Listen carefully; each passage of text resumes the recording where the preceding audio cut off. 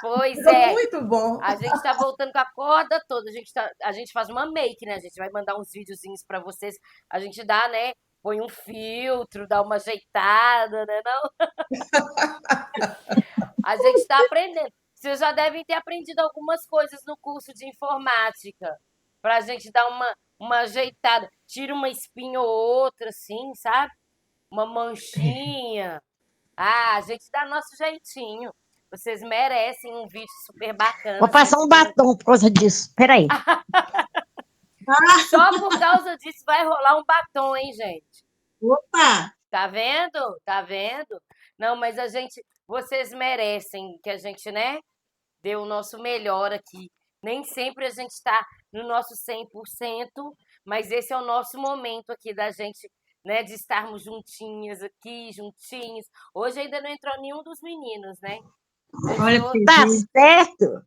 Pois é. Ah lá, gente, passou um batonzinho, olha ela. É. Passou, gente, tá vendo? Então, vamos para a nossa primeira aula do módulo 3, né? Tem gente que não chegou a fazer o módulo 1 ou 2 ainda, ou já fez os dois, ou está repetindo com a gente esse módulo. Então, esse é o módulo 3, né? É um módulo que a gente fala um pouquinho mais sobre direito penal, né? A gente dá uma introdução, a gente entra mais aí nessa vida criminal, né? No lado negro da força. Muita gente fala assim no direito, sabe? O pessoal que gosta muito de direito do trabalho e de direito civil fala que quem gosta do direito penal está do lado negro da força. Então, nós estamos entrando hoje no direito penal. Diga, Ângela. O microfone está desligado, Ângela.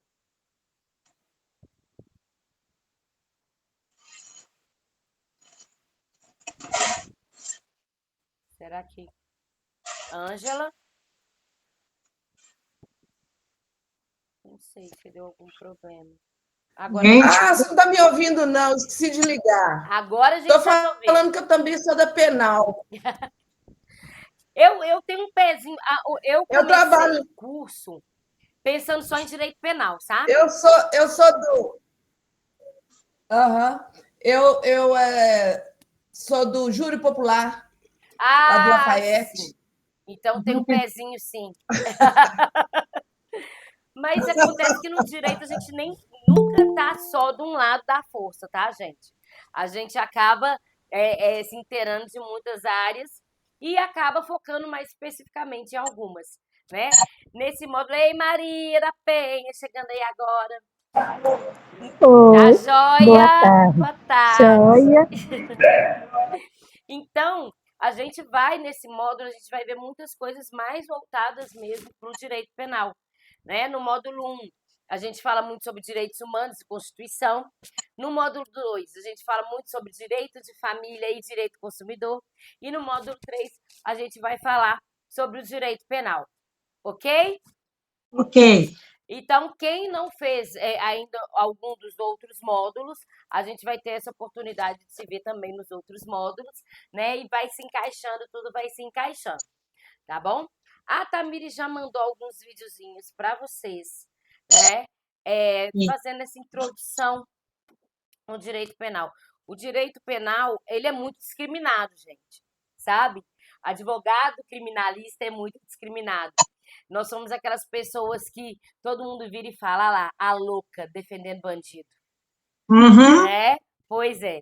Mas vocês vão ver nesse módulo que não é bem assim, né? A gente tem um passo a passo para trabalhar, né, no direito criminal e para que exista essa defesa, existem as justificativas para isso, né? Então, a gente vai passo a passo apresentar para vocês o direito penal de um jeito que não aparece na televisão, né? Na televisão a gente vê divulgando os crimes, a gente vê divulgando parte do julgamento, mas a gente não tem acesso realmente ao direito penal, como muitas vezes também a gente não tem acesso àquele início de direito de família, como muitas vezes a gente não tem acesso ao início dos direitos humanos, né? A gente vê os direitos humanos como um direito voltado só para a área criminal. E E a gente, com o tempo, entende que não é só para a área criminal. E no direito penal, vocês também vão entender que o direito penal vai muito além do que a gente vê, né? Boa tarde, Valmir, tudo jóia? Boa tarde, professora, tudo bem? Boa tarde, colegas. Boa tarde, Estamos Valmir. aí, firme e forte. Estamos aí, Valmir, estamos começando a passear pelo direito penal. Beleza. Tá jóia? Prazer, Então, viu? vamos lá. Prazerão. Para que servem os princípios do direito penal? Como todos os ramos do direito, ele também vai ter os princípios. E esses princípios, eles foram criados pautados em algumas situações, né? Quando o direito penal vem, ele vem não só para punir quem comete crime, né? Ele também vem para limitar esse poder de punir que o Estado tem. Seria muito fácil o Estado falar assim, olha aqui, a Tamires foi ali e furtou uma caneta no armarinho da esquina, e eu acho que a gente tem que punir ela dando 10 chicotadas e deixando ela amarrada no tronco no meio da praça. É muito fácil punir assim, né? Do jeito que dá na cabeça do Estado. O direito penal vem para regulamentar isso. Da mesma forma que ele impõe as punições, ele também limita o poder do Estado de punir, né? O punir não pode ser de qualquer forma. Então, o direito penal vem para orientar e delimitar as punições e como essas punições devem ser feitas. Então, quando a gente pensa assim, nossa, fulano cometeu um crime, sabe? Devia mofar na cadeia. A gente fica revoltado com vários crimes. Mas no direito penal vem a tipificação de cada crime. O que é a tipificação? O nome de cada um deles, né? E como esse crime se dá. E qual a punição para aquele determinado crime. Então não sai da nossa cabeça, não sai da cabeça do juiz, não sai da cabeça do Estado ou do presidente, não sai. Né? O direito penal veio para poder colocar no papel todas as limitações de quem comete o crime e de quem pune. E como deve ser punido. Tudo bem? Bem. Então vamos à frente. Aqui eu listei para vocês os direitos, né, os princípios do direito penal. E a gente vai falar sobre alguns que são mais discutidos, tá? Eu vou ler para vocês os princípios, né? E a gente vai adiante falando de alguns mais específicos.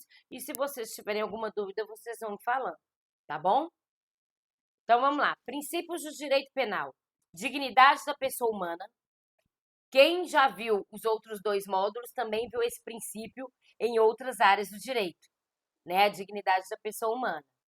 Legalidade, irretroatividade, humanidade das penas, individualidade das penas, limitação das penas, culpabilidade, insignificância, princípio do fato, alteridade, ofensividade ou lesividade, intervenção mínima, responsabilidade pessoal e proporcionalidade. Alguns, o próprio nome já fala o que é, né? Quando a gente vira e fala assim, humanidade das penas, a gente consegue entender, né, que as penas devem ser humanas, né? A gente não tem no nosso país a autorização para que alguém torture outra pessoa, né? Mesmo que não seja em situação de pena. Então, quando a gente fala de humanidade das penas, por exemplo, é autoexplicativo. Quando a gente fala de insignificância, é um princípio bacana da gente citar, porque a gente vê muitas situações, vamos falar de injustiça entre aspas, né? Caso concreto. Eu posso dar um exemplo de um caso concreto enquanto advogada, mas não posso falar o número do processo nem o nome do cliente. Eu tive uma cliente que furtou uma lata de leite, né, de uma lata de leite NAN, numa grande rede de farmácias, e ela foi presa por esse furto. Ela roubou essa lata de leite porque ela morava na rua e a filha dela estava com fome e ela não tinha dado leite, né, ela não tinha leite materno. Enfim, cometeu um roubo? cometeu um furto, cometeu um crime, cometeu, né? Ela furtou um bem que era de outra pessoa, independente de ser uma grande rede de farmácias ou não. Ela cometeu um crime que está previsto no Código Penal, tá? Só que um dos princípios do Código Penal é esse princípio da insignificância. O juiz pode observar esse caso sob a luz desse princípio.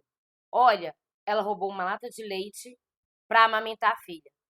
E por todas as provas que foram sendo apresentadas no processo, isso foi provado, né? E o juiz pode usar esse princípio da insignificância para não puni-la com uma pena prevista no Código Penal, né? Ela não vai ser absolvida, mas o juiz tem meios para que não a condene da forma que é prevista nesse código, por causa desse princípio da insignificância.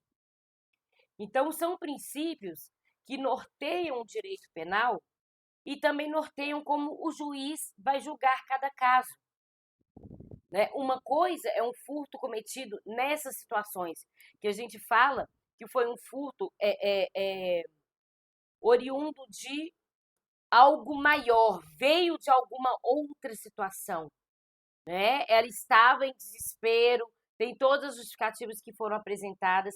Então, quando cada caso é analisado, também se observa isso, porque a gente às vezes também acha absurdo. E mesmo assim, ela ficou 6 meses presa, com várias outras pessoas que cometeram crimes totalmente diferentes e mais gravosos. E mesmo ela tendo uma filha recém-nascida, ela ficou esse período preso. E aí a gente tem outras garantias no direito penal e na nossa Constituição que fala, olha, uma mãe que tem uma criança com menos de 4 anos, ela tem direito a ter prisão domiciliar.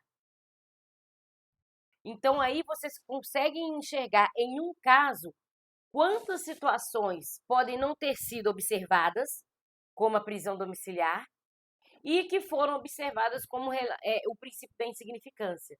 Mas mesmo assim, ela ainda ficou durante 6 meses presa. Então, a necessidade da existência desses princípios é realmente nortear e limitar o que pode e o que não pode ser feito. Tanto para quem comete o crime, tanto para quem julga o crime. Ok? Alguma dúvida até aqui? Então vamos lá. Diga, Ângela. Mas ela ficou presa e a criança dela? Pois é. Durante o processo, o Conselho Tutelar redirecionou para que alguém da família ficasse, né, com essa criança. Foi uma preocupação muito grande, porque como no momento, né, do furto, essa mulher ela estava em situação de rua, né? E não estava em situação de rua por causa de droga, né? Ela tinha ficado desempregada, o marido havia abandonado, então tinha todo um contexto, né? Até ela morar na rua. Então eles conseguiram, né? A gente conseguiu localizar parte da família dela que ficou com a bebê durante esse período, né? Depois ela voltou a ficar com a filha, né? Ela conseguiu uma ajuda do Estado para se reestruturar, mas enfim, infelizmente não são todos os casos que acabam assim. Infelizmente, né? E aí é a hora que o advogado criminalista tem que estar ali para poder exigir que esses direitos sejam cumpridos, que essas situações sejam observadas, que cada caso seja observado da sua maneira que deve ser observado. Tá bom? Ok. Vamos lá. Princípio da dignidade. Ivone. Ivone levantou a mãozinha. Ei, Ivone! Liga seu microfone.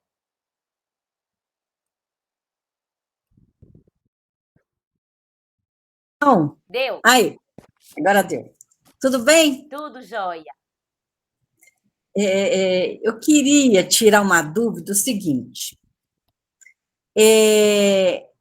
Falam que é litigância de má-fé. É um caso que aconteceu numa ação que estava correndo, E foi pedido para das partes apresentar uma documentação a respeito do tal lote. E ele apresentou um lote que não tem nada a ver com a ação, certo? Então, assim, me falaram que é litigância de má-fé, ele querendo embromar o juiz, né? E aí eu te pergunto, qual que é o efeito disso? Ele pode perder a ação? Ele é criminalizado? O que pode fazer? Inicialmente, não vislumbro nada que vá para o direito penal, que incrimine de alguma forma, né? Se esses documentos são autênticos, só que de outro lote, ele não cometeu crime. Ele está agindo em litigância de má-fé, ele pode ser punido com alguma multa, né, algum tipo de dano material, alguma punição dentro do processo, tá? Agora, se for constatado que esses documentos foram falsificados ou são falsos, ele pode responder separadamente numa ação criminal. Tá? Então, vai depender da veracidade desses documentos. Né? É crime, né? Se eles forem... de má-fé é crime? Não. Litigância de má-fé, a gente está dentro da esfera civil. Não é crime.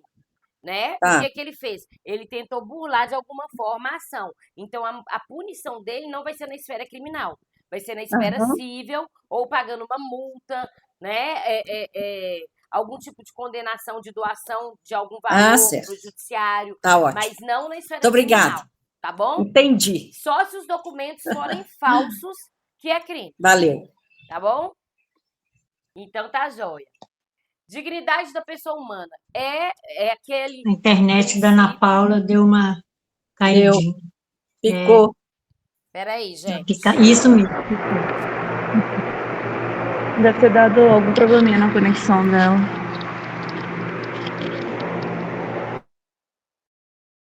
Só mesmo. Acho que tá voltando. A minha internet hoje não tá legal. Eu vou até ligar na do computador, do celular, porque aí... Deixa eu olhar aqui. Se ela cair de novo, vai estar ligada no do meu celular. Aí a gente evita ficar travando assim, né? Deixa eu ligar aqui.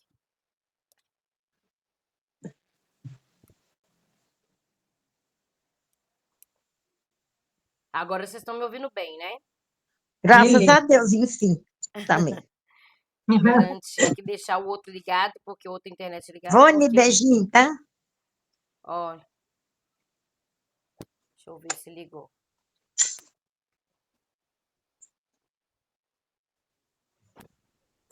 Tudo bem, Vilminha? Ei, querida, beijo. Beijo. Acho que agora foi. Se travar de novo, vocês me avisam, tá? Tá bom. Então, vamos lá. Então, dignidade da pessoa humana. Esse é um princípio que a gente já viu várias vezes, né, em várias outras áreas do direito, né? Quem já fez os outros dois módulos. E esse princípio vocês vão ver em praticamente todas as áreas do direito, tá? O direito do nosso país, ele é muito responsável com relação a isso, né? Ele trouxe mesmo, ele abraçou o princípio da dignidade da pessoa humana como um princípio essencial dentro de todos os ramos jurídicos. E aí, quando a gente fala de dignidade da pessoa humana no ramo do direito penal, a gente está indo propriamente mesmo às pessoas que estão cumprindo pena, às pessoas que são acusadas, e é diretamente mais abrangente para elas. Calma, porque aí já vem aquela discussão. Então, os direitos humanos só cuidam dos presos, não quer saber das vítimas? Não é isso, tá? A gente está falando do Código Penal. Os direitos humanos, ele vai abraçar a todas as pessoas, dando essas mesmas garantias. No Código Penal, a preocupação é mais direta com quem está apenado, porque nessa relação entre Estado e a pessoa presa, quem é o mais forte? O Estado. O Estado. Então, quem que o direito tem que preocupar mais é com quem está aqui embaixo. Independente do crime, tá? Nesse momento, a gente não está visualizando o crime. O que a gente está visualizando? Quem tem mais poder e quem tem menos poder. Direito do consumidor. A gente não tem uma garantia para o consumidor porque ele tem menos poder do que a empresa, do que o fornecedor?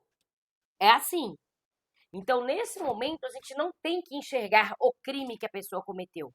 A gente tem que enxergar que, naquele momento, é o Estado contra essa pessoa, tá?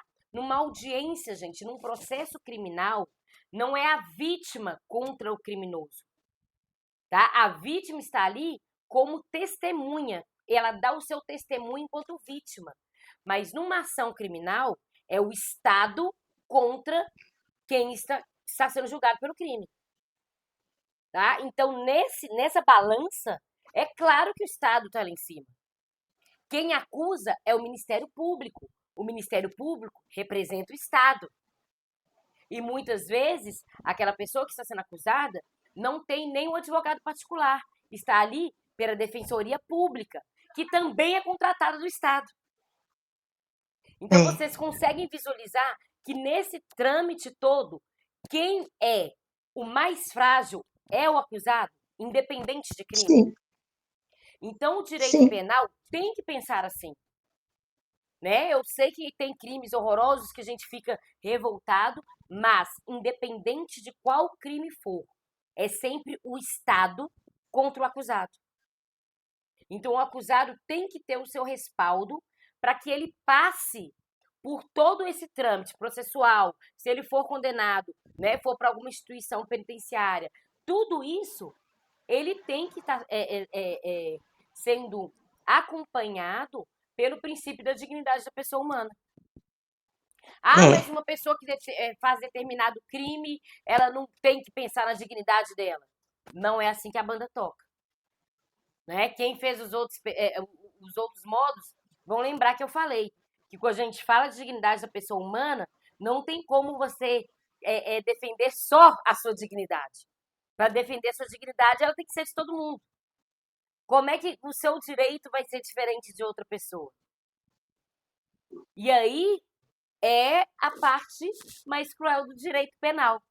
Né? Você conseguir, em alguns momentos, estar no mesmo patamar do que alguém que cometeu um crime. Aí você fala, mas eu nunca vou estar. Mas com relação ao direito, você está. A mesma dignidade que você recebe é a mesma dignidade que ele tem direito.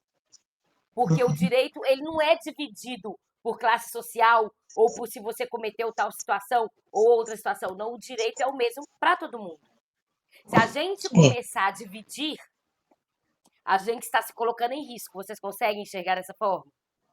Se você começa a falar que o direito para um é de um jeito e o direito para outro é de outro, a gente está dando brecha para o nosso direito ser derrubado.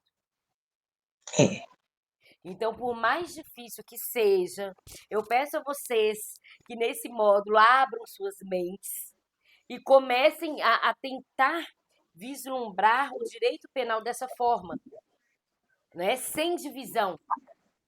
Né? Do mesmo jeito que eu contei a história de uma cliente minha que roubou a lata de leite porque a filha estava com fome, e a gente consegue ter uma certa empatia, eu sei que é difícil ter a mesma empatia com um serial killer que matou 15 pessoas. Porque quis, porque gosta. Né? A gente não consegue ter empatia. Mas a gente, como estudantes de direito, temos que saber que os direitos estão assim, ó. Ok? Diga, Ivone. Mas, por exemplo, esses PCC da vida aí, que é droga, são reincidentes o tempo todo, como é que fica isso? Eles são vítimas? Eles têm a dignidade da pessoa humana garantidas da mesma forma. Só que cada vez que ele é julgado, os outros crimes que foram cometidos são observados durante esse julgamento. Né? Que são pessoas reincidentes. Se uma pessoa foi presa pela primeira vez, ela é observada como uma pessoa que é ré primária, tem algumas garantias. Se ele é reincidente, ele já perde essas garantias. Né? Então, também é analisado todo esse histórico criminal, vamos falar assim. Né? Então, da mesma forma que a gente, quando chega lá, olha, fulano é primário, né? Cometeu um crime de menor potencial ofensivo. Então, a gente pode dar, por exemplo, uma prestação de serviço comunitário como punição para essa pessoa. Às vezes, lá na frente, essa mesma pessoa repetiu novamente esse crime por 5 vezes, ela não vai ter mais essa garantia. Essa garantia é para o réu primário, porque entende-se que, depois de cumprindo a pena, ele não vai voltar a, né, delinquir. Essa seria a ideia. Você pagou sua pena, você não vai fazer isso mais. Então, ele tem essa garantia de ser réu primário. Olha, a gente está te dando uma chance com uma pena mais branda para você não voltar aqui mais. A gente não quer te ver aqui de novo. Mas se voltar, a conversa é diferente. Então, isso tudo é observado. Tá? A mesma caso do estelionato, né? Mesma coisa. Né? Isso vai servir para qualquer crime, inclusive crimes de menor potencial ofensivo. Tá? A reincidência, você só vai perdendo garantias. Você vai perdendo toda aquela forma que o Estado tem para te falar, olha só, a gente está te dando uma chance, você vai prestar serviço comunitário sobre X tempo, né? Para poder se restabelecer, para poder pagar por aquele crime que você cometeu. Vai lá e faz de novo. Vai lá e faz de novo. Não tem segunda chance nessa situação.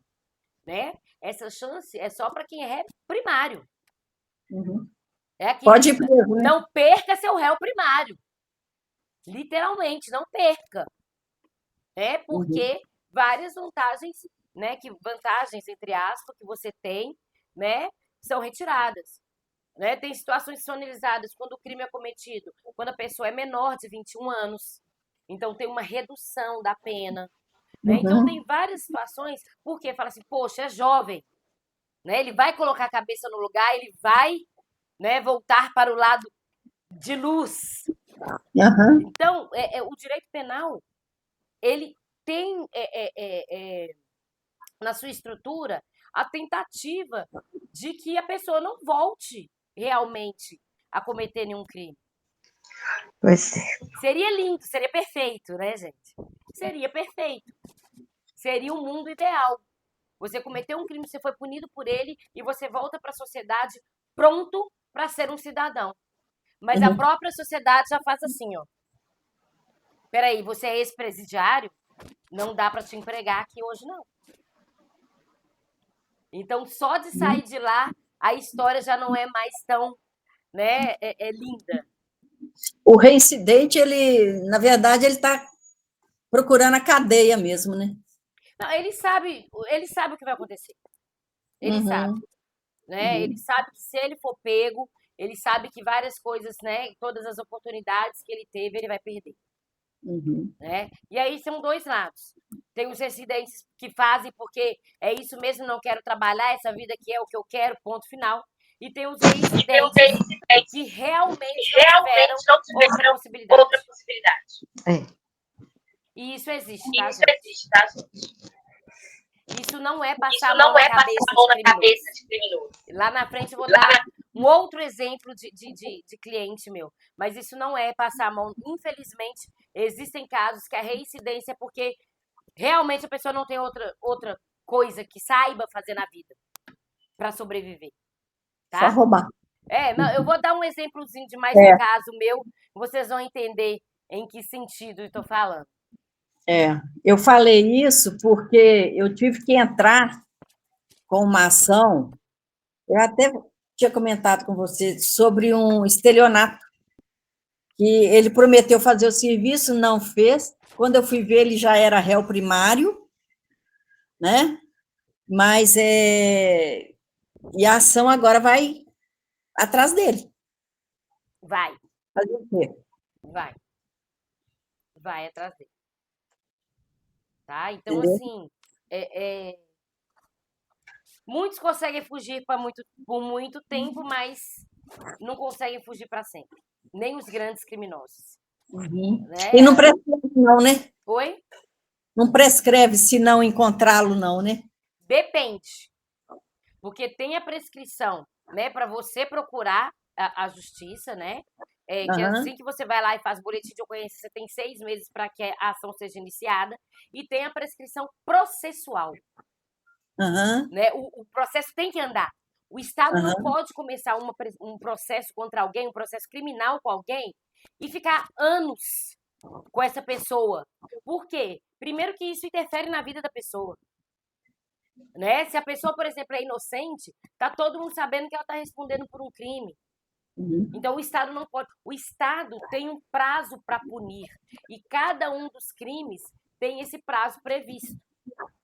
E né? se não encontrá-lo? A ação é nova.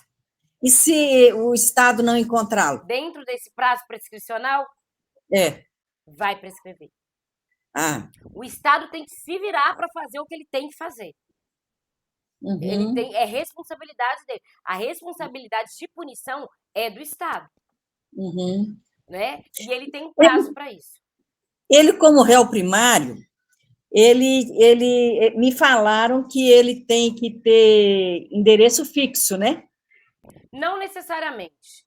Depende do que vai estar sendo olhado no processo. Por exemplo, se o juiz for deixar ele responder em liberdade, ele tem que comprovar residência fixa. Né? Então, vai ser caso a caso. Tá? Então, aí o juiz vai analisar, olha, se ele vai responder em liberdade, então ele tem que ter residência fixa. Muitos ainda comprovam que trabalham com carteira assinada, né? Então, aí o juiz, então, você pode responder em liberdade. Então, isso aí tem que avaliar o caso especificamente. É por conta do Estado? É por conta do Estado. É por conta dele. Ok. Tá? Diga, Obrigada. Valdir. Por nada. Doutora professora, tudo bem, né? Tudo jóia. A partir de que idade que a gente é impune? Você pode fazer o que quiser e não é preso de jeito nenhum. Então, na realidade, né, não é impunibilidade. Né, que é aquela questão de maioridade e minoridade penal. A gente tem até uma aula mais para frente que fala sobre isso. Tá? A questão é, no nosso país, a maioridade penal é 18 anos. Então, qualquer crime que é cometido com menos de 18 anos, ele é julgado de outra forma. Não é que aquela criança não cometeu crime, mas o julgamento dela vai ser baseado no Estatuto da Criança e do Adolescente. Então, as penas são diferentes, tá? Existe pena, sim, mas as penas são diferentes e a forma de julgar é diferente. Então, assim, essa história de eu sou de menor, não dá nada pra mim, dá sim, tá? Só que é diferente. É de uma forma não tão restrita como é cobrada do maior de idade, né? Vamos falar assim. Tá? A gente vai ter uma aula sobre minoridade penal bem polêmica. Prepare-se.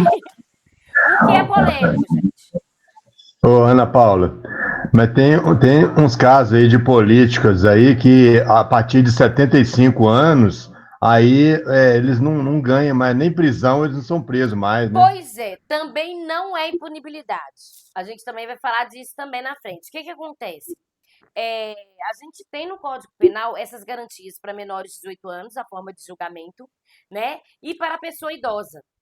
A pessoa idosa, ela também tem restrições no seu julgamento, né? Inclusive, ela tem um favorecimento de, dependendo do crime, ter a prisão domiciliar, que é o que a gente vê na maioria das vezes, né? A gente vê vários políticos que, inclusive, os seus advogados, de forma brilhante, né? Eles desaceleram o processo para eles atingirem determinada idade e já conseguirem a prisão domiciliar. Né? A gente sabe que cometeu, sim, crime, mas essa é uma garantia trazida também para a pessoa idosa no cumprimento das penas. Né? Principalmente porque o nosso sistema penitenciário, gente, é horrível, gente, sério. Não é lugar de ser humano. Eu sei que as pessoas que estão presas são pessoas que cometeram crimes, mas se vocês virem a estrutura dos locais não é para reabilitar ninguém. Sabe? Não dá para imaginar você colocar uma pessoa idosa numa cela que cabe 20, que tem 60. Então, tem essa questão que a gente fala que é uma questão humanitária do direito penal, né? Com muitos criminosos, a gente fica pé da vida, porque a prisão domiciliar deles é numa casa com piscina gigantesca, super mansão, mas é a prisão domiciliar. Sim, Ana Paula, inclusive a pessoas aposentadas ou mesmo professores, né? Às vezes o criminoso eles dão uma remuneração para a família, né? Eu não sei como é que chama a verba aí que sai, mas é superior a muito pagamento aí de professores, de aposentados. Eles continuam lá, né? Presos, sai de lá e faz besteira de novo. É isso? No caso, seria o auxílio reclusão, tá?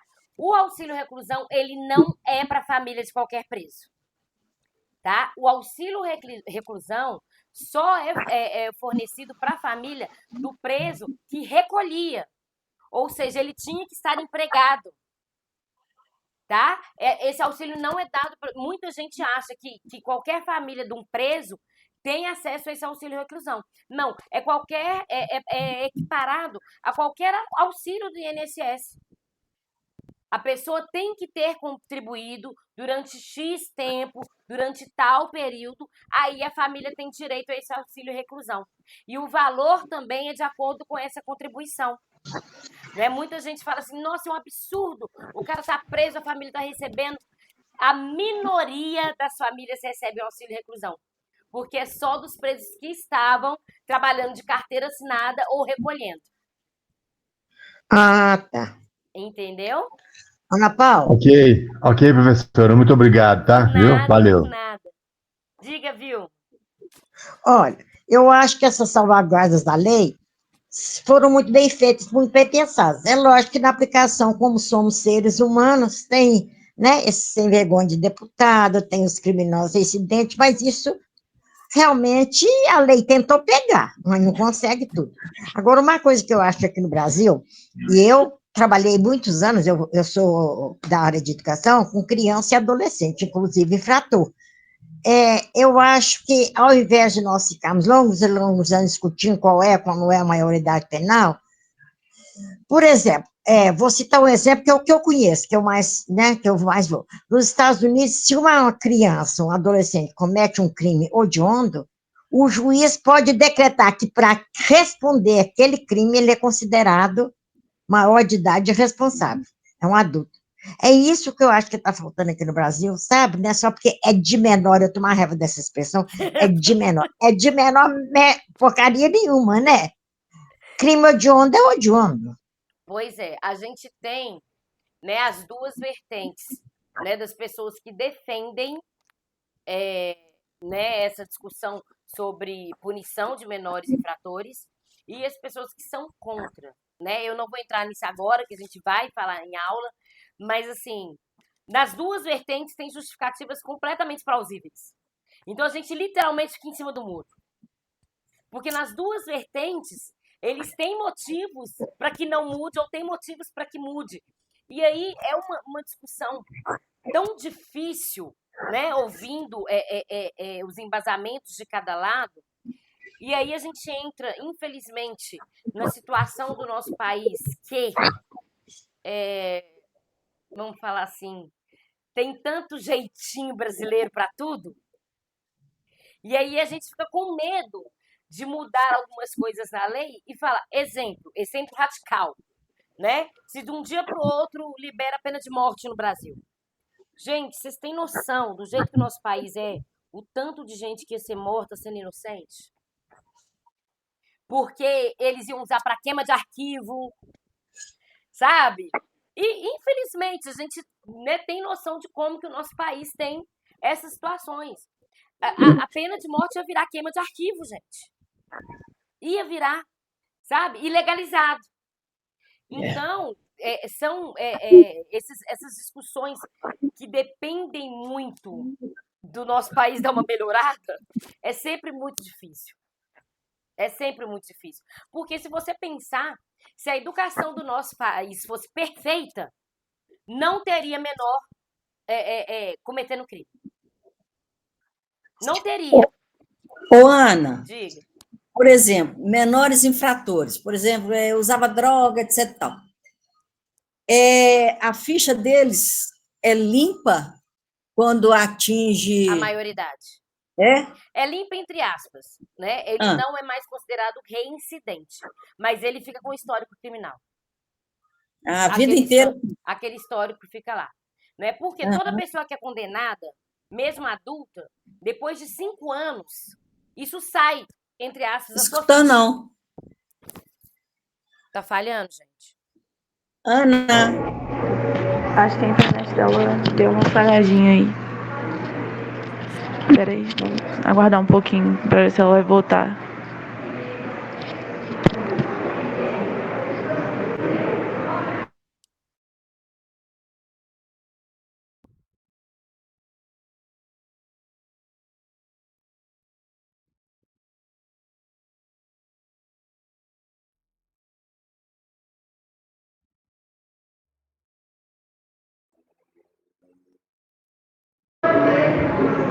Voltei.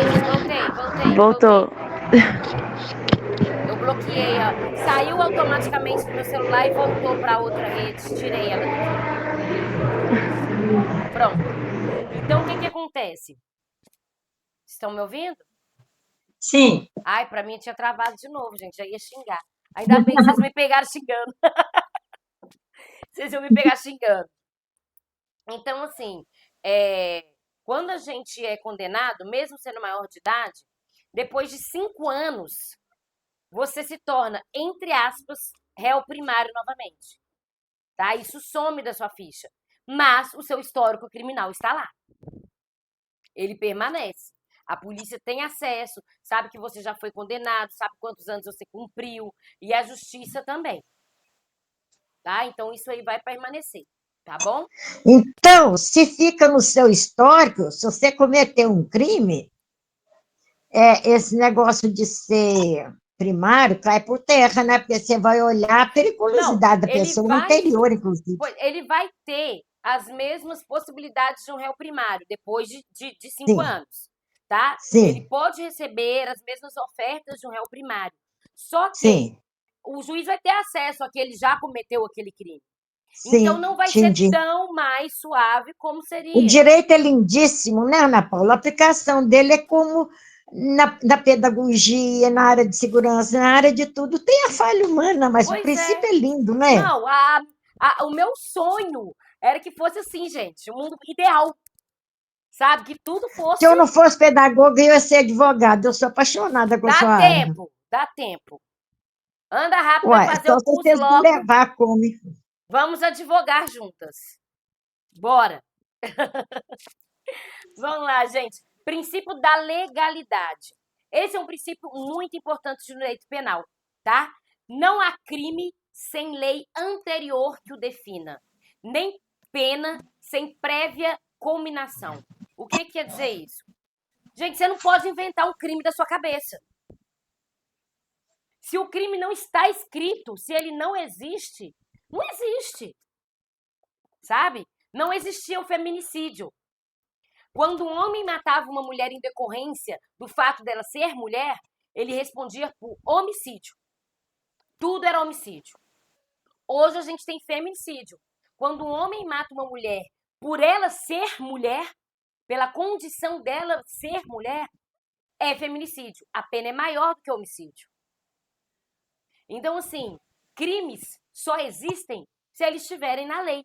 A gente não inventa da nossa cabeça. E a pena também só existe se ela estiver escrita. O juiz não pode tirar uma pena da cabeça dele e falar, vou te condenar a tantos anos. Tá? Então, não existe crime se ele não está escrito. Tá? Não existiam os crimes cibernéticos até surgir a internet. Tiveram que ir lá e, criar. Bolsonarista é crime. Oi? Ser bolsonarista hoje é crime. Não está escrito nada disso. Não está escrito. Não está escrito, não é crime. Pode causar polêmica. Você pode está causar falando. polêmica,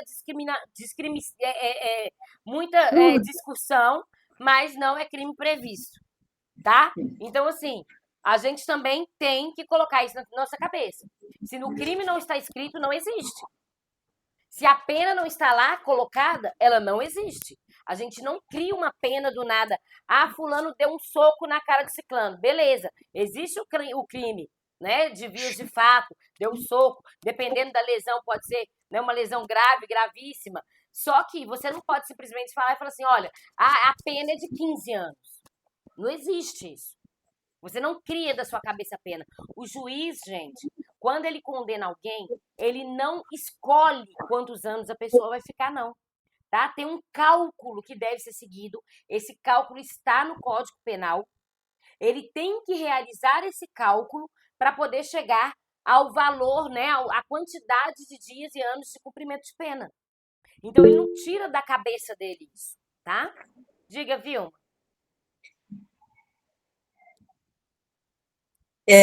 Ana, agora eu te pergunto, como é que o STF, Alexandre de Moraes, está condenando o pessoal de 8 de janeiro, que não teve crime, com penas maiores porque homicídio? Tá, eu não vou entrar dentro do processo, que eu não acompanho, mas quando o crime é cometido contra a União, quem julga é o STF. Tá? Isso não é o STF que escolheu, gente. Isso está escrito na Constituição. Né? Muita gente fica revoltada, fica pé da vida com o STF. Mas isso está escrito. Quem julga, nesses casos, é o STF. Eles não escolheram. Eles não falaram assim, a gente vai julgar. Né? Na Constituição é definido cada tribunal que é responsável por cada tipo de crime. Crimes contra a União é com eles. Tá? Então, isso é previsto na Constituição. Tá? Qualquer julgamento referente a direitos constitucionais ou algum tipo de ataque à Constituição, tudo isso é o STF. O STF ele é conhecido como o defensor da Constituição. Ele é o único que pode dizer se alguma lei é inconstitucional ou não, se alguma ação é inconstitucional ou não, e ele fazendo isso, ele não está legislando. Muita gente fala, o STF não pode criar lei. O STF não cria lei. Ele fala se é constitucional ou não. Se for inconstitucional, a lei não pode existir. Ponto final. Pois é, mas no caso de 8 de janeiro, nem advogado eles puderam ter para poder defendê-los, uai. E eles não era. Mas eles não podem agir? Eles pode. Eles têm advogado. Mas não estão agindo, porque são impedidos? Não, eles não são impedidos. Eles têm advogado. É proibido pela Constituição alguém estar em qualquer situação jurídica sem advogado. Eles têm advogado. Tá? Vocês têm que tomar cuidado, gente. Tem muito fake news sobre essa ação. Tem muito fake news. Todo mundo tem direito a advogado. E se não for advogado pago, é a Defensoria Pública. E o advogado não é impedido de agir. Tá? Porque o próprio Código de Ética da OAB proíbe isso. A Constituição proíbe isso. Qualquer coisa, gente, que vocês ouvirem, que fala com alguma coisa que está escrito na Constituição, é mentira, gente. Não acredita nisso. Isso é mentira. Tá? Isso é inconstitucional. Não existe ninguém passar pelo devido processo legal, independente de ser criminal ou não, sem direito de defesa. Tá? Isso é mentira. Então, assim, vocês que já estão no curso durante um tempo, a gente já falou muito sobre Constituição, né? Tudo que a gente receber de informação, independente do que a gente acredita ou defende ou não, para um pouquinho, espera aqui. Na Constituição, um dos primeiros artigos está escrito que toda pessoa tem direito à defesa de um advogado constituído, inclusive fornecido pelo Estado. Isso é mentira. Tá? Então, assim, comecem a filtrar essas informações. Comecem a filtrar. Inclusive, eu conheço 2 pessoas de Minas, né, que estão sendo julgadas nesse caso, e as 2 estão com advogado, e as 2 estão apresentando defesa, e o processo está tramitando normalmente. A única diferença é que é no STF.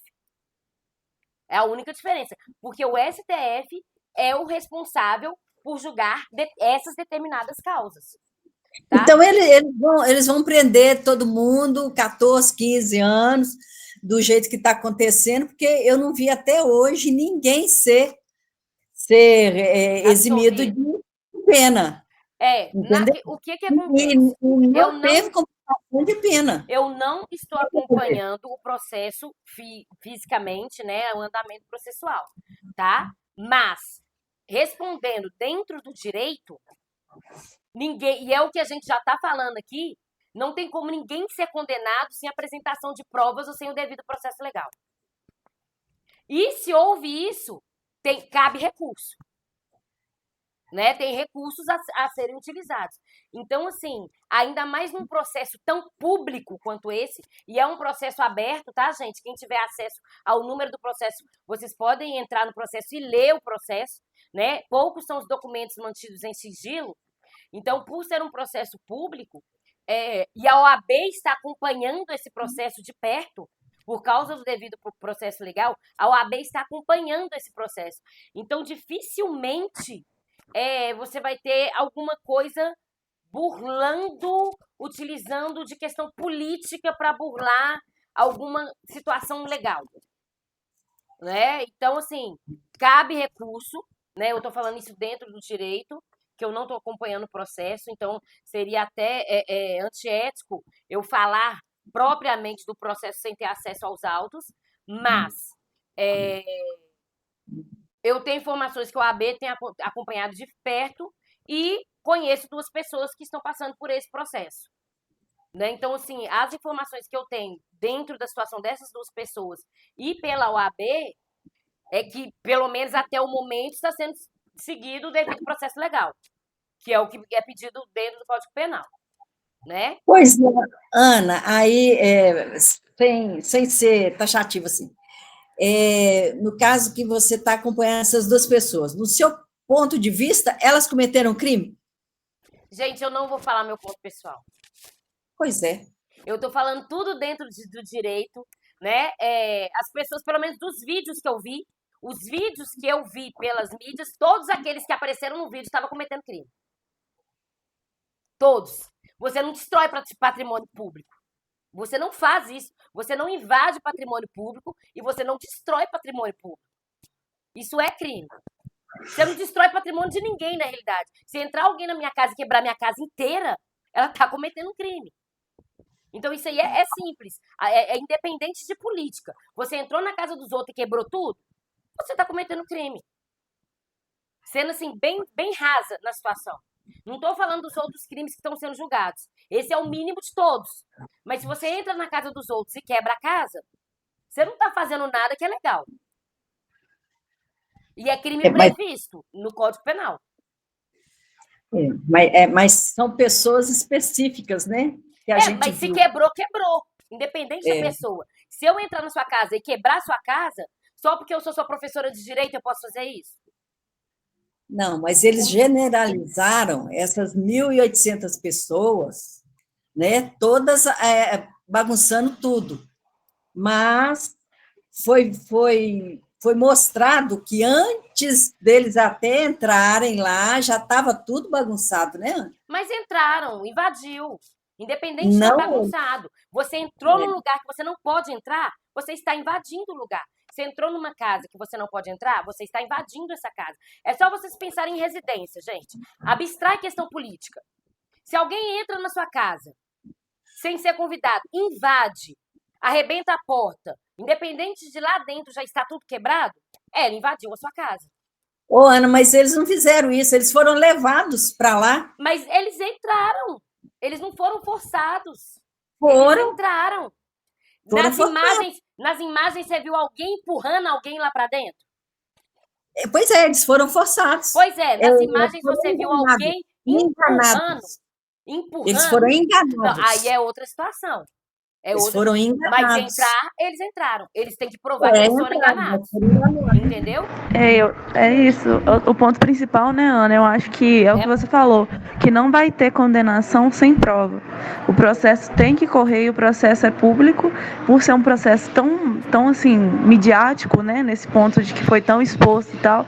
Vocês podem ter certeza que qualquer pessoa que for condenada, ela vai ter que ser muito bem provada, porque senão os advogados que estão atuando nesses casos podem ter certeza que não é advogado, né, Ana? São advogados assim, escolhidos a dedo. Não é qualquer um, não. E assim, e quem bom, é advogado caro, é advogado que tá na mídia. Não é qualquer um, não. E assim, eles vão fazer de tudo, né, para provar que os clientes são inocentes. E caso eles forem condenados, vocês podem ter certeza que tem provas assim, provando que com A mais B que a pessoa é culpada. Porque é um princípio, igual a Ana Paula falou aí, do processo legal, né, do direito penal, que não pode ter uma condenação sem prova, que incrimine a pessoa. Então, eu acho que o principal ponto é esse, né, Ana, dessa discussão aí. É assim, igual eu estava falando no início, né, da aula. A gente não pode enxergar nada no direito penal com os nossos olhos pessoais. Não podemos, gente, não podemos. A gente tem que se ater ao que está escrito na lei, ponto. Esquece, abstrai qual que é a situação que está sendo discutida. Observa friamente o que está acontecendo. Porque se a gente observar com os nossos olhos pessoais, a gente não está agindo perante o direito. Né? Porque o direito não tem abstração. Né? A gente não trabalha com sentimento ou o que eu acho, a gente trabalha com o que está escrito. A gente precisa trabalhar com o que está escrito justamente para não haver erros, né? Justamente para não haver erros. E essa questão nossa humana, de enxergar com a nossa parte humana, que nunca, por exemplo, no nosso país, é poder ter uma pena de morte. Né? Porque a gente não consegue separar a pessoa, né, nós enquanto pessoas, de nós enquanto juristas. O jurista tem que ser frio.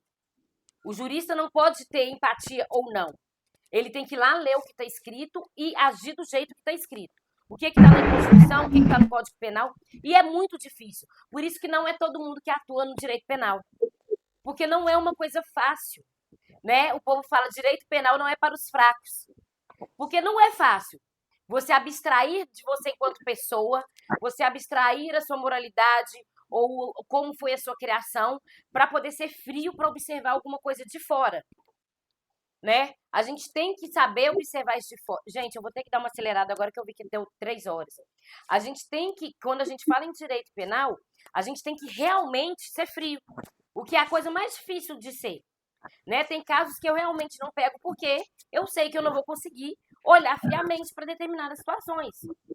Né? Eu não vou conseguir fazer, por exemplo, a defesa de um estupro confesso. O cara confessou que estuprou, né? E eu tenho que fazer a defesa de uma forma fria.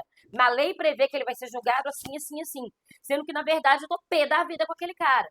Então, eu não vou conseguir fazer o meu trabalho do jeito que tem que ser feito. Né? E aí a gente tem que ter esse cuidado. Tá? Quando a gente fala de legalidade, não existe punição que não está prevista, não existe crime que não está previsto. Não tem como inventar um crime ou inventar uma pena. Tá? Eu vou dar uma acelerada, eu sei que tá a Vilma e o Valmir também com a mão levantada, e aí eu abro para vocês falarem, tá? Princípio da irretroatividade. Gente, a lei penal, ela só volta no tempo se for ajudar o preso. O que é isso? Criei uma lei nova. A partir de hoje, roubar biscoito na padaria, no lugar de ser 10 anos de condenação, são 5. A Tamires tinha sido condenada a 10 anos por roubar o biscoito na padaria. E apareceu essa lei agora. E ela já cumpriu 3 anos. O que o advogado da Tamires tem que fazer? Juiz, tem uma lei nova que roubar biscoito agora não é 10 anos mais, é 5. Isso vai beneficiar a pessoa? Vai. Então o juiz é obrigado a aceitar. E se essa lei vier para piorar? Agora não é 10 anos não, são 15. O juiz pode virar e falar assim, aqui, tá? Não pode. Agora você vai cumprir 15? Não pode. Não. Então, toda lei que surgir no ramo penal, tá? Independente se for diante de condenação ou não, que for para favorecer o réu, ela retroage. Ela volta para ajudar essas pessoas. Se ela for piorar a condição do réu, ela não retroage. Ela passa a valer a partir do momento que ela foi criada, tá? E tem macetinho, gente.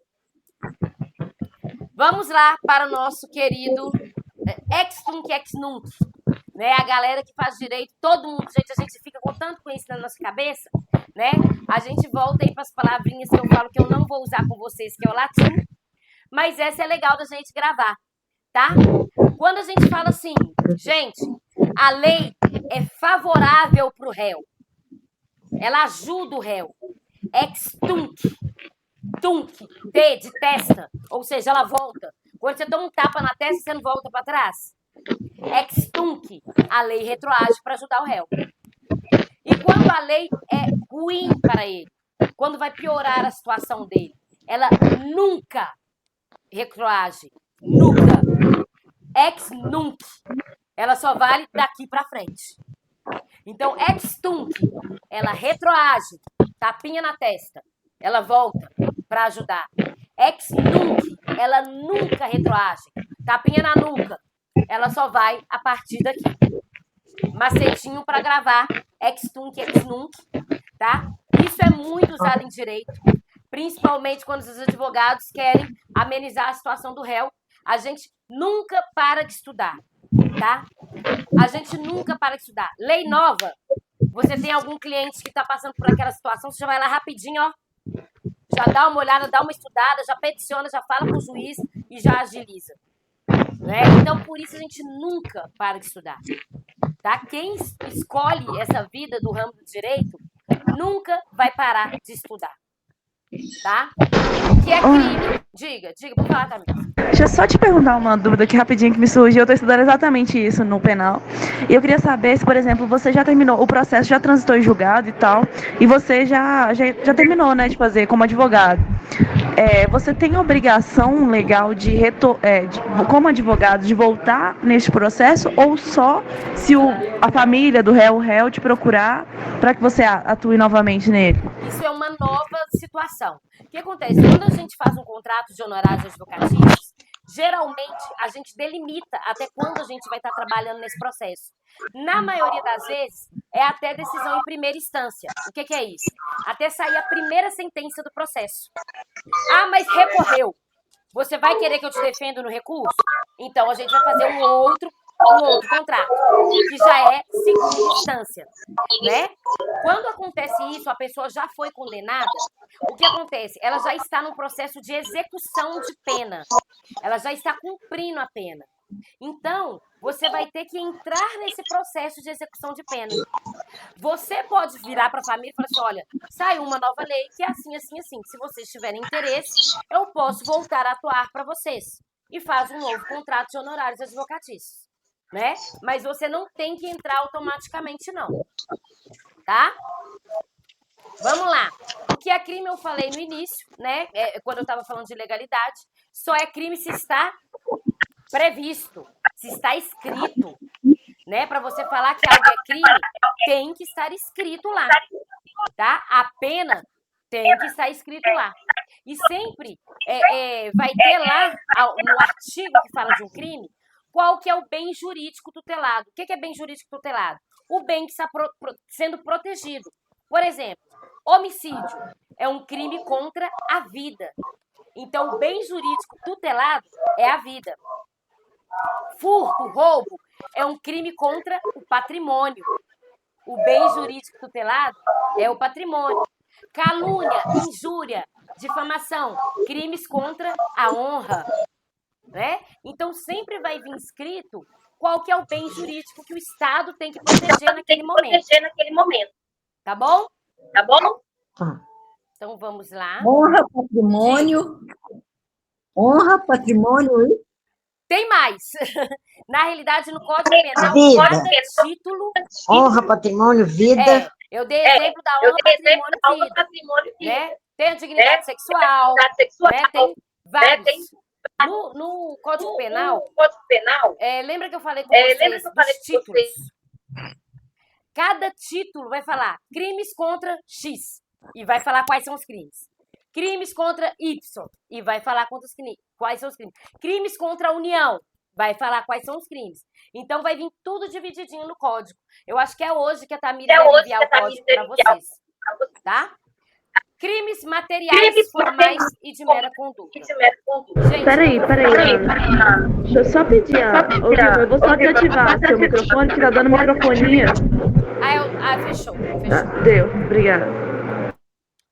Desculpa, Tamires. Problema não. Tem 3 tipos de crime, tá? Nós temos os crimes materiais, os crimes formais e o de mera conduta. Gente, eu tô falando rapidinho, mas tá tudo escrito direitinho no material. A Tamires vai mandar para vocês, tá? Só por causa do nosso tempo aqui que já foi. Crimes materiais, eles têm que chegar ao fim. Homicídio. Peguei a faca, enfiei na Inês e a Inês morreu.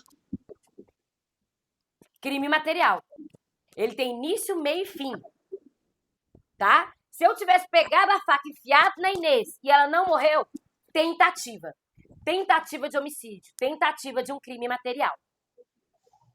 Ok? Material, ele tem que ser concretizado. Tá? Crime formal. O crime formal, só do criminoso começar a situação, ele já cometeu o crime. Exemplo, extorsão. Sequestrei a Tamires. Liguei pra Vilma, se você não me der 1 milhão agora, eu mato a Tamires. Antes da Vilma me pagar, a polícia achou a Tamires e salvou. Só porque salvou a Tamires não houve o crime de extorsão? Houve sim. Extorsão mediante sequestro. Não precisou chegar ao fim. Eu não precisei pegar o dinheiro para esse crime existir. Só o fato de eu ter sequestrado a Tamires e tentado uma extorsão, eu cometi o crime. Não tem tentativa de extorsão. Se eu pedir o dinheiro, eu já estou extorquindo. Pode ter a tentativa do sequestro, mas aí eu não cheguei a tentar a extorsão. Tá? Então, esses crimes formais, só do criminoso tá lá agindo, ele já cometeu o crime. Ele já cometeu. Tá bom? E os crimes de mera conduta? Crime de mera conduta não necessariamente precisa de outra pessoa estar ali para poder você efetivar o crime. Exemplo, ato obsceno. Eu chego aqui na câmera agora e faço um tanto de ato obsceno. Só de eu ficar aqui que nem boba fazendo ato obsceno, eu cometi o crime. É a minha conduta, já é o crime. Ok? No material tem explicadinho, tem os artigos e tem os exemplos. Tá? Para vocês lerem. Se tiver dúvida, vocês, por favor, mandam no grupo. Tá? Que esse finalzinho tá mais corrido, então vocês mandam que a gente responde. Tá bom? Bacana. E aí vem diferença de crime e contravenção. Muita gente tem essa dúvida, tá? Por que às vezes fala crime? Por que às vezes fala contravenção? Isso vai depender da gravidade do que foi cometido, tá? Homicídio é um crime. Jogo de bicho, a gente vê no jornal, contravenção. Jogo de bicho é contravenção. Por que é uma contravenção? É considerado um crime de menor potencial ofensivo. É que eu acho que o que acontece? A contravenção é um crime que vai ser de menor potencial ofensivo. Crimes contra a vida nunca vão ser contravenção. Tanto que o julgamento deles é diferenciado. Crimes contra a vida são julgados no tribunal do júri. Todos os crimes contra a vida. Tá? O julgamento dele é diferente de qualquer outro crime. Tá? Contravenção, na maioria das vezes, são julgados no juizado especial criminal, né? Que são aqueles crimes com menor potencial ofensivo. Ou são crimes que a pessoa pode ter algum tipo de transação penal, né? No lugar de cumprir a pena ou de continuar com o processo, ela vai pagar serviço comunitário. Então, quando vocês ouvirem falar no jornal crime ou contravenção, a diferença é essa, tá? A gravidade do crime. Contravenções são crimes com menor potencial ofensivo, ok? É julgado onde? A maioria, né, que são os com condenação menores de 2 anos, no juizado especial criminal, tá? Que a gente chama carinhosamente de GCRIM, tá? Checrim. GCRIM, é. Então, assim, crimes contra a honra, injúria, difamação, calúnia, tudo é no Juizado Especial Criminal. Tá? Vias de fato, Juizado Especial Criminal. Então, a única diferença é a gravidade desse crime que foi cometido. Aham. Ok? Aí tem o desenhozinho e eu coloquei em azul um lembrete, uma mudança que veio com o nosso pacote anticrime, né? Que o juiz Sérgio Moro redigiu e vieram várias mudanças na esfera criminal.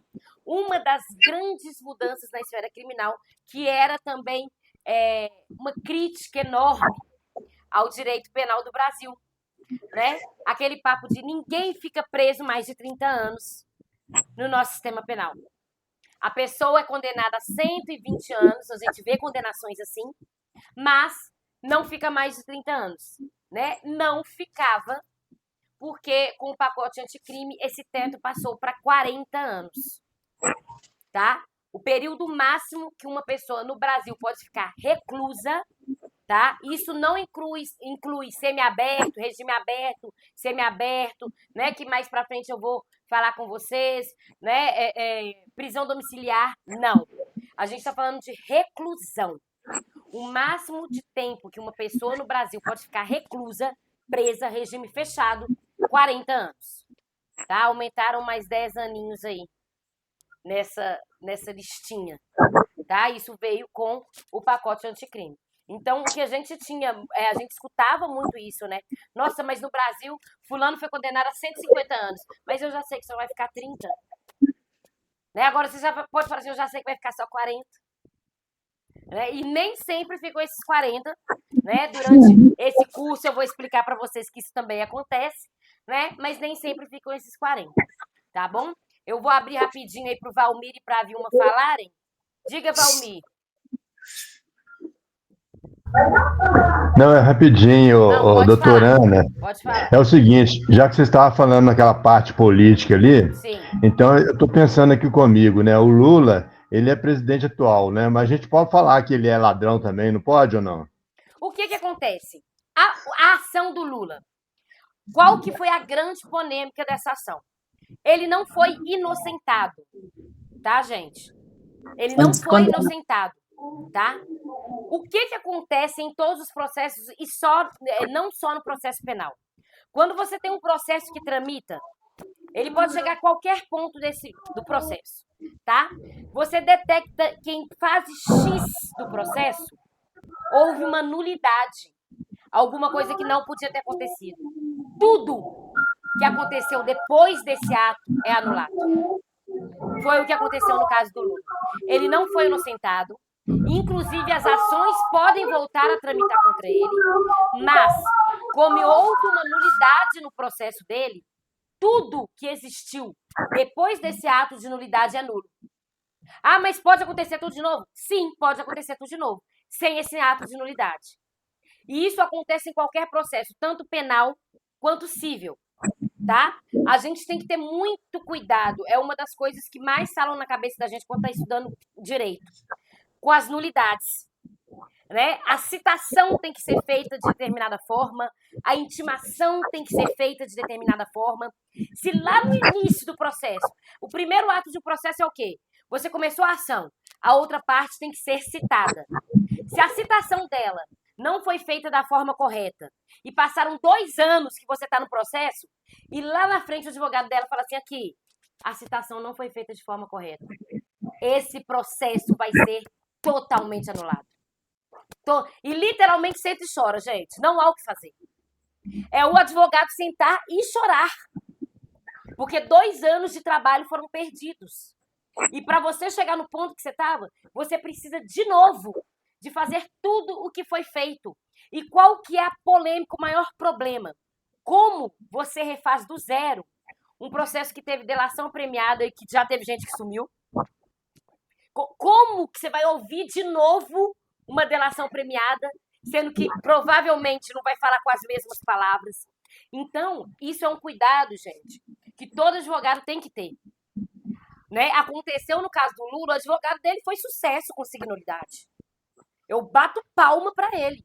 Porque isso é um sonho para o advogado. Você chegar no fim da ação que seu cliente está ferrado e você conseguir uma nulidade no processo. Entendeu? Então, assim, ele não foi inocentado. Muita gente gosta de falar que ele foi inocentado. Ele não foi inocentado.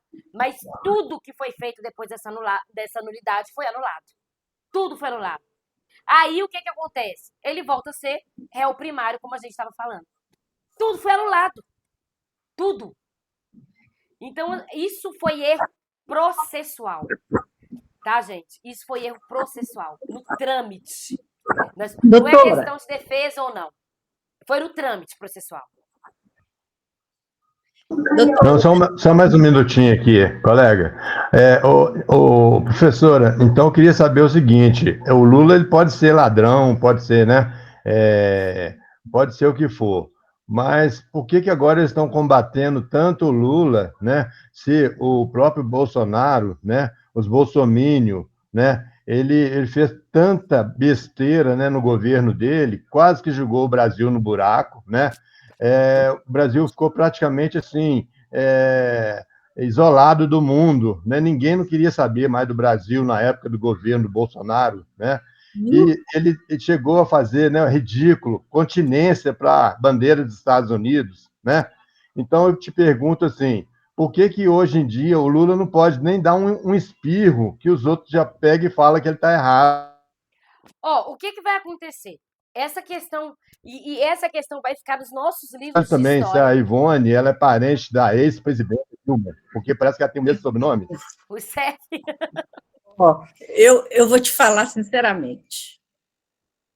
Meus avós eram parentes, entendeu? Mas eu jamais fui petista, não aprovo nada que eles fazem. Para mim, o Lula está acabando com o Brasil, entendeu? A Dilma acabou com o Brasil, entendeu? Então, infelizmente, eu carrego, né, o sobrenome, mas... Gente, é o seguinte, infelizmente, a gente carrega um histórico de presidentes que não foram bem. A gente não teve nenhum presidente que foi bem. Isso é ponto final. Senão o nosso Brasil estaria lindo. Tá? A gente, assim, não entrando em defesa de nenhum lado, né? A gente tem que ser realista. Nosso país está no fundo do poço e todos que passaram por todos só fizeram só. Não teve nenhum. Não, eu acho que o Bolsonaro abriu os olhos do brasileiro. Que o brasileiro não era político. Não, abriu pra... Não, eu não acho que foi isso não, tá? Porque muita gente que discute, vocês são pessoas que estudam, mas a grande maioria nem sabe por que está discutindo. Infelizmente. Então não tornou ninguém político. Eu acho que o nosso contexto político, né, que a gente passou, independente do lado, criou vários grupos de pessoas ignorantes. Grande parte não sabe o que está falando. Grande parte fala as coisas sem pesquisar se é verdade ou não. Então, na realidade, eu acho que a gente criou multidões que poderiam ser pessoas, sim, politicadas, mas não foram. Eu acho que virou um grande jogo de futebol, sabe? Virou uma coisa de torcida, né? Isso independente de lado, gente, sabe? Eu acho que por um lado foi saudável, porque expôs muita coisa politicamente, e de um outro lado foi muito triste. Você vê pessoas que, por exemplo, isso não subjugando de forma alguma, mas você vê pessoas que não têm um ensino médio querendo discutir com você questões de política social, sabe? E o que eles sabem de política social é o que eles receberam no grupo do WhatsApp, porque o colega dele que está no grupo de não sei quem mandou no grupo do WhatsApp, né? A própria doutrinação, né, das escolas. Isso, não tem doutrinação na escola, gente. Isso também é muito difícil de discutir, sabe? Eu acho que foram criados muitos termos, como doutrinação das escolas, que foram temas criados para atingir a empatia das pessoas que não tinham conhecimento político, que nunca estudaram ciências políticas, né? A gente tem no curso de Direito um período para falar só sobre ciências políticas, e não tem nada a ver com a política que a gente vê. Então, assim, você tentar conversar com alguém que não estudou isso.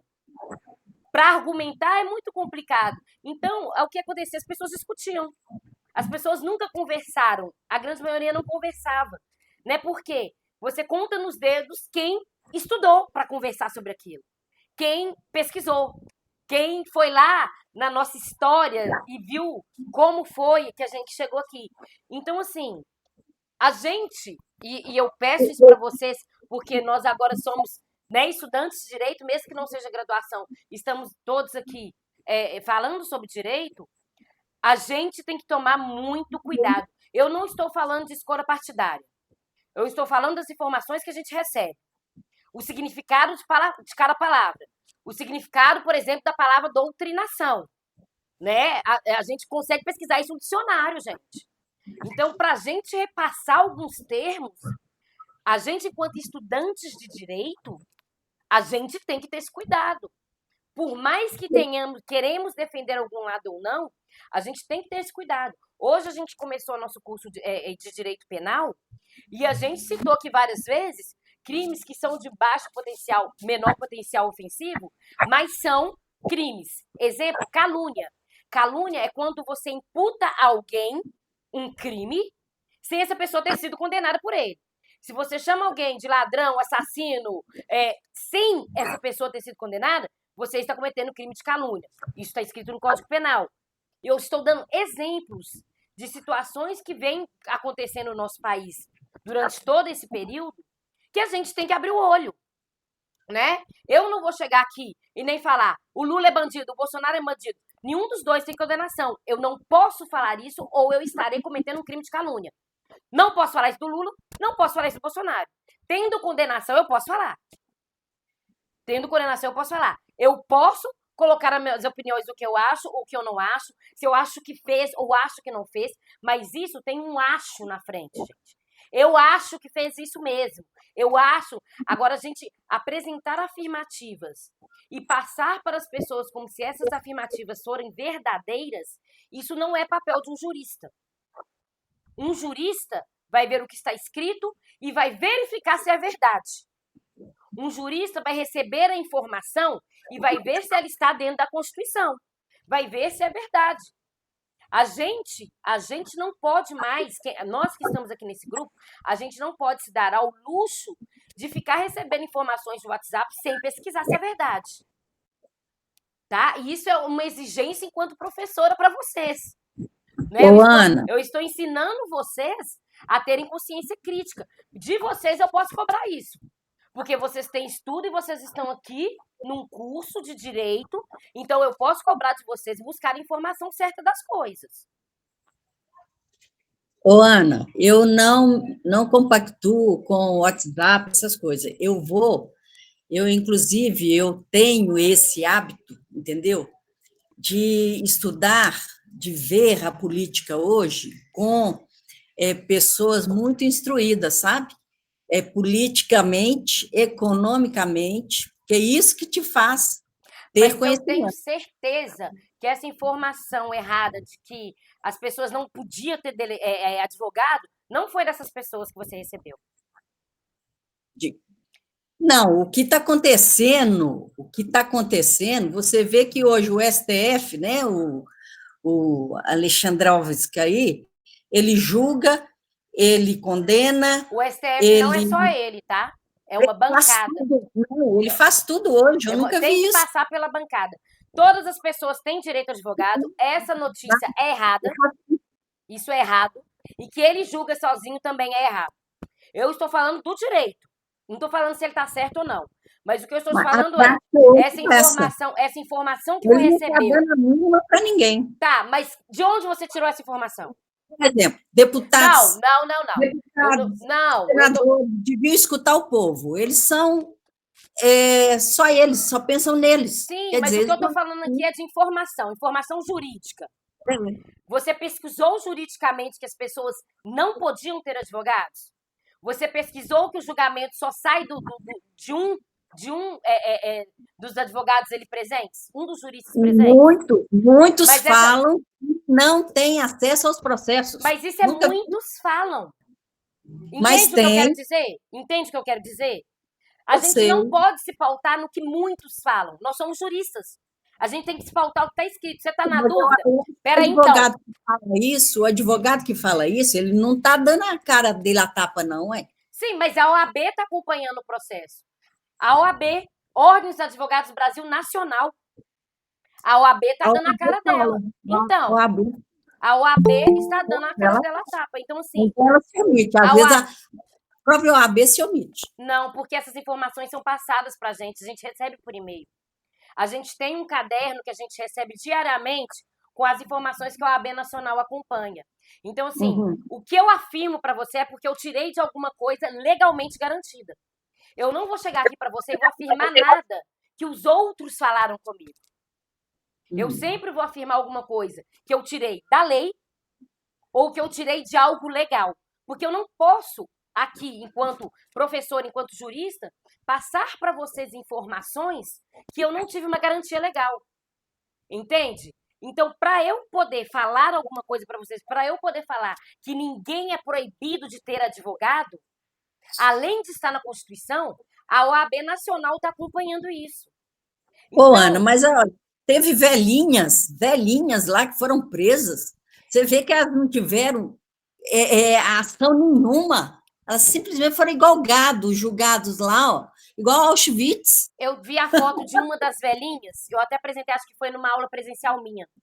Essa foto eu uso em vários trabalhos que eu apresento para você. É uma senhora, a família dela entrou com um processo na justiça, porque é uma senhora que disponibilizou as fotos dela na internet para serem usadas em trabalhos escolares, e eles usaram a foto dela para falar que ela tinha sido presa. A família está com esse processo. Então, assim, a gente não pode confiar nessas coisas. Eu falei em uma das nossas aulas presenciais, inclusive mostrei a foto dela. Tem vários slides que eu mando para vocês que tem a foto dela, né? Atualmente, inclusive, ela faleceu. É um dos motivos da família dela estar pedindo danos morais por isso, que eles usaram a foto dela fora do que ela tinha né, se habilitado para usar, falando que ela havia sido presa nessa situação. Então, assim, a gente tem que realmente confirmar as coisas. Né? Tá certo. Numa aula presencial, eu mostrei a foto dessa senhora. Foi quando a família tinha informado que ela havia falecido. Inclusive, essa foto passou no Fantástico também, porque a família quis se pronunciar. E eles usaram a foto dela falando que ela era uma das presas. E ela já tinha falecido, inclusive.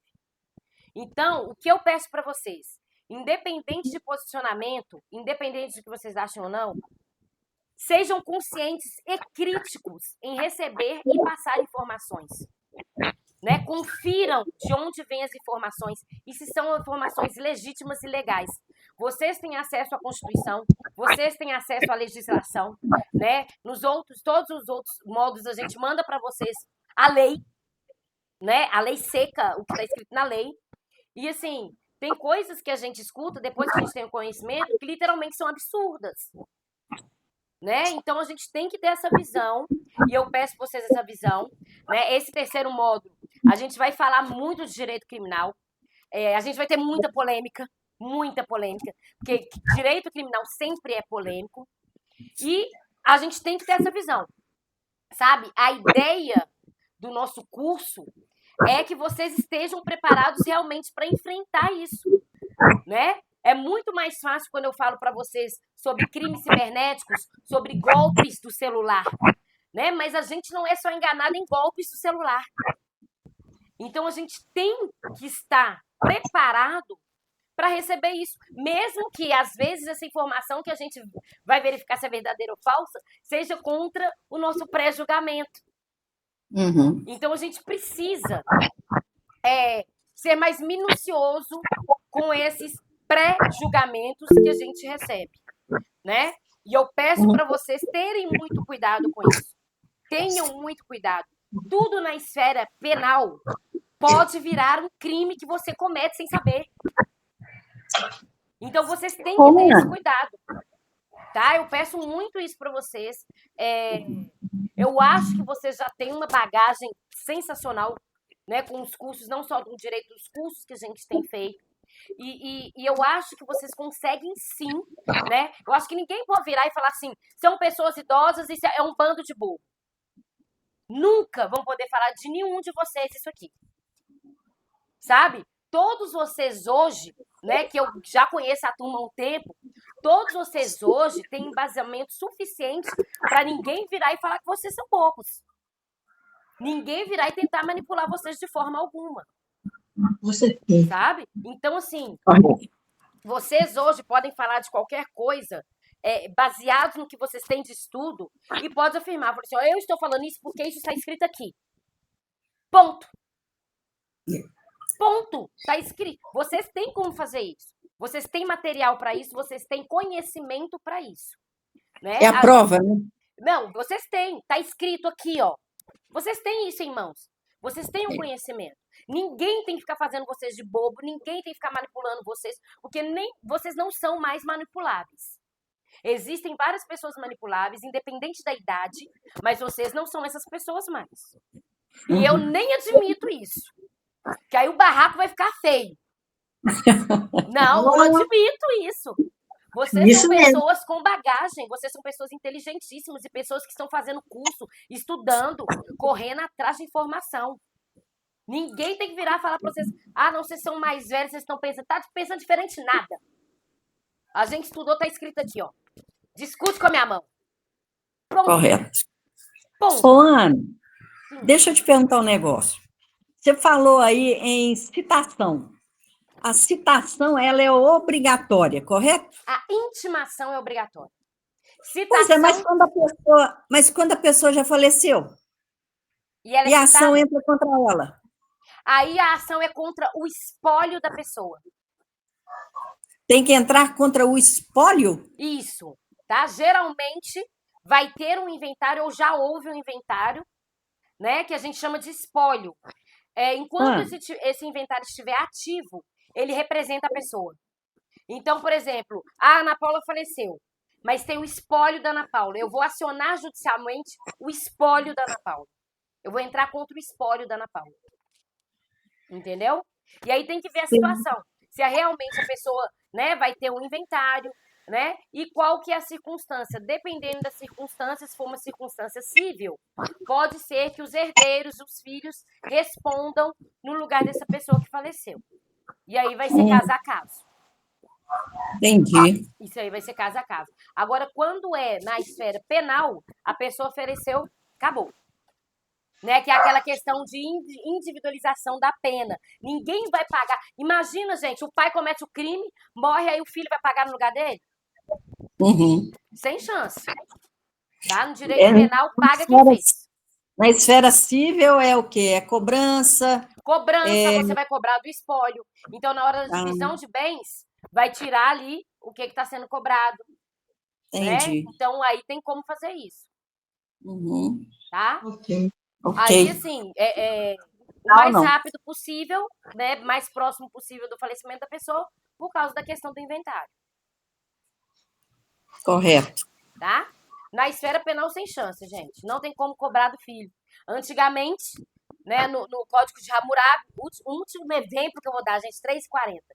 O Código de Hammurabi foi a primeira lei escrita, vamos falar assim, que existiu no mundo. Está lá no Museu do Louvre, né, numa pedra. Tá lá, Código de Hammurabi. Se eu matava o filho do Valmir, ele tinha o direito de matar meu filho. Era assim que funcionava. Né? O pagamento era literalmente na mesma moeda. Se eu matei o filho dele, como é que eu vou sofrer? Eu não vou sofrer pagando porque eu cometi o crime. Eu cometi o crime. Eu vou sofrer chorando pelo meu filho. Olho por olho, né? Olho por olho, dente por dente. Tá lá no Museu do Louvre, viu, gente? Se alguém for passear em Paris, não vai lá ver só a Mona Lisa, não. Olha o Código de Hammurabi também. Dá uma moral pro direito. Tá joia, gente? Tá joia. Então, vou finalizar nossa primeira aula. Nossa primeira aula durou 1h40, gente. É porque você... Imagina! Ô, Ana, é porque você é fora de série, viu? Tá de parabéns, você, sua equipe, tá? Viu? Obrigada. Tamires Não, também. A gente tá aí pra isso, gente. Né? Eu falei que um dia a gente tem que marcar uma aula presencial estilo tomar café. Daqui que a gente nem tem horário pra gente sentar e debater e tomar café. Se depender, a gente toma cerveja, dependendo do horário. Quem toma, né? Vinho.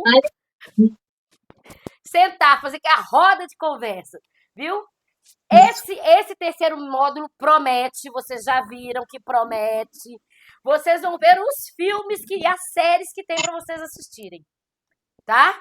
Então eu vou deixar um abraço para vocês, vou mandar a aula gravada, viu? Essa semana ainda vamos receber mais coisa. Bacana. Nos aguarde que esse terceiro módulo vai ferver. Ótimo. Com certeza. Beijo, gente, um beijo. Boa semana para vocês. Beijão, viu? Vocês vão receber mais materiais aí da Tamires, tá? Beleza, Obrigada. Beijo.